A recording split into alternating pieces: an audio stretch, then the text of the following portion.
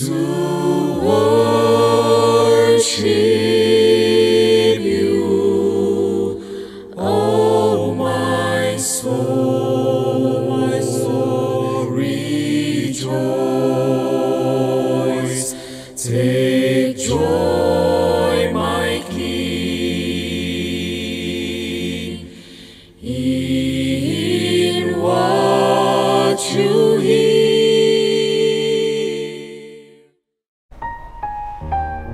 Selamat berjumpa, Shalom saudara.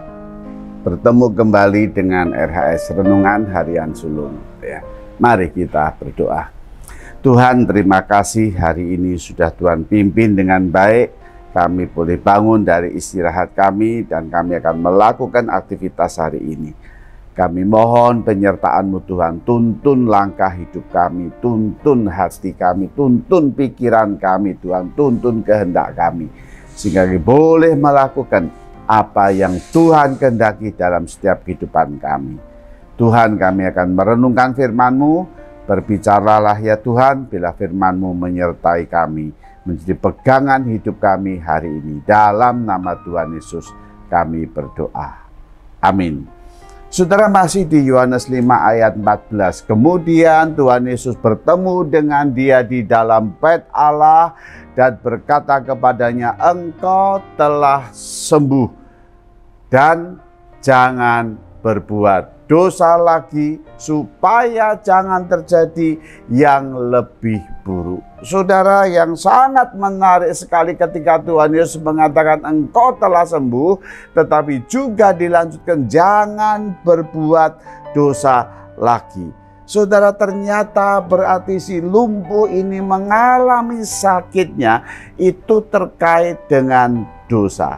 Tidak dijelaskan dosa apa yang diperbuatnya, tetapi yang jelas bahwa sakit itu akibat dosa. Enggak tanggung-tanggung, 38 tahun loh saudara, hukuman jerat dosa itu mengikat dia. Dan sekarang Tuhan sudah membebaskan. Tuhan berkata engkau telah sembuh dan jangan berbuat dosa lagi. Saudara, apa artinya dosa yang dimaksudkan Tuhan Yesus di sini? Jelas dosa yang pertama adalah dimulai dari manusia tidak percaya kepada Allah. Manusia sudah tidak lagi tidak taat kepada Allah. Manusia menjadi orang yang memberontak, yang melawan kepada Allah. Itulah dosa, sehingga ada pelanggaran yang sangat prinsip yang ditetapkan Allah yang dilanggar oleh manusia. Oleh karena itu dosa itu apa saudara? Dosa yang kedua adalah dengan jelas saya melanggar perintah Allah. Saya melanggar peraturan-peraturan Allah. Saya tidak taat lagi kepada apa yang Tuhan suruh untuk saya lakukan. Maka yang ketiga, dosa itu berarti saudara apa? Manusia mengambil pilihannya sendiri dan ternyata pilihan itu adalah pilihan yang salah.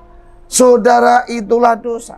Manusia menentukan arah hidupnya sendiri, manusia menentukan jalannya sendiri, tetapi yang diambil, yang ditentukan itu adalah salah jalan.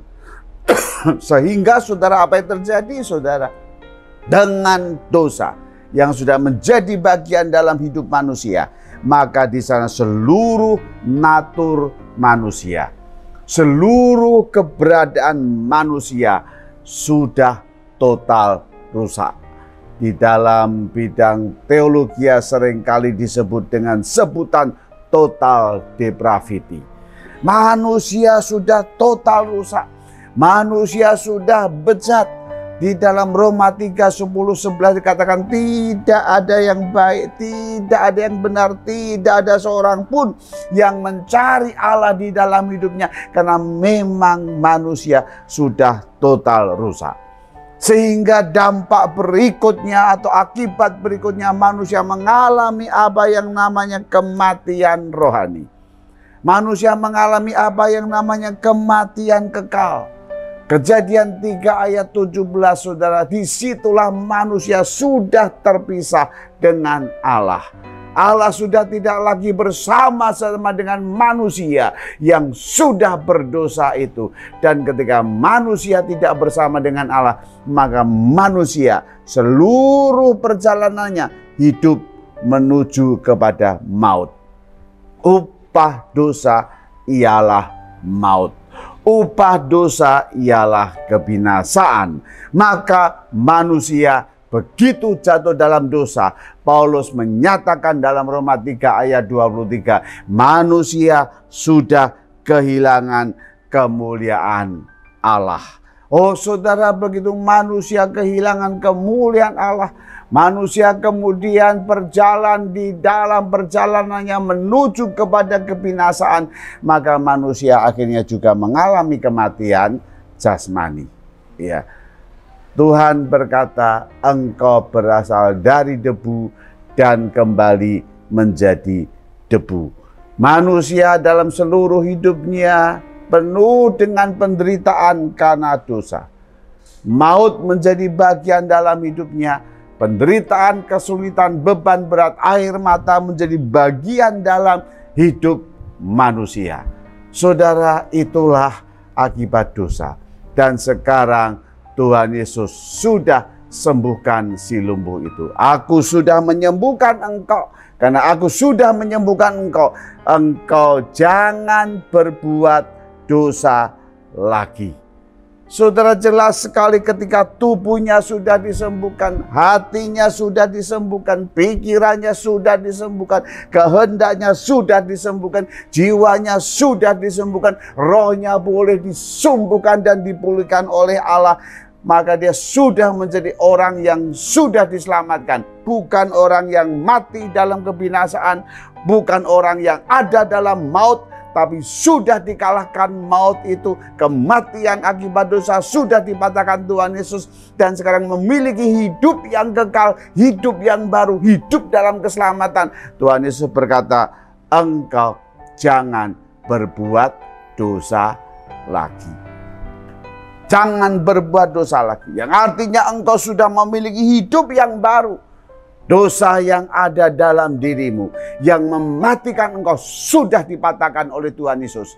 Sehingga engkau betul-betul memiliki hidup yang kekal. Maka sekarang engkau dipanggil untuk menjalani hidup yang baru bersama dengan Tuhan Yesus lagi. Dosa sudah tidak ada di dalammu. Tetapi Roh Kudus yang ada dalammu, yang menghasilkan buah-buah Roh Kudus itulah yang akan menuntun engkau masuk ke dalam hidup yang baru. Saudara, itulah pengertian engkau sudah disembuhkan. Engkau sudah dipulihkan. Engkau sudah diselamatkan. Jangan berbuat dosa lagi. Saudara, biarlah pujian ini menguatkan kita bahwa dosaku sudah dihapus hanya oleh darah Tuhan Yesus. Amin, saudara.